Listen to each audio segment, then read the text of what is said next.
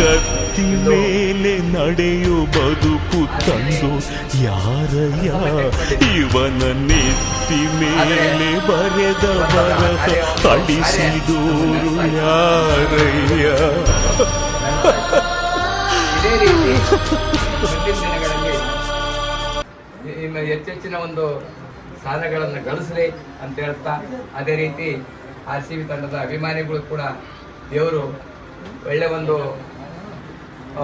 ಕಾರ್ಯಕ್ರಮ ಮಾಡ್ತಕ್ಕಂಥವರಿಗೆ, ಈ ಮಾಡ್ತಕ್ಕಂಥ ಬಂಧುಗಳಿಗೆ ಮುಂದೆ ದೇವರು ಒಳ್ಳೆ ಒಂದು ಅವಕಾಶ ಕೊಡಲಿ, ಅವ್ರು ಉನ್ನತ ಸ್ಥಾನದಲ್ಲಿ ಬೆಳೀಲಿ ಅಂತೇಳಿ ಹಾರೈಸುತ್ತಾ ನನ್ನ ಎರಡು ಮಾತುಗಳನ್ನು ಮುಗಿಸ್ತಾರೆ.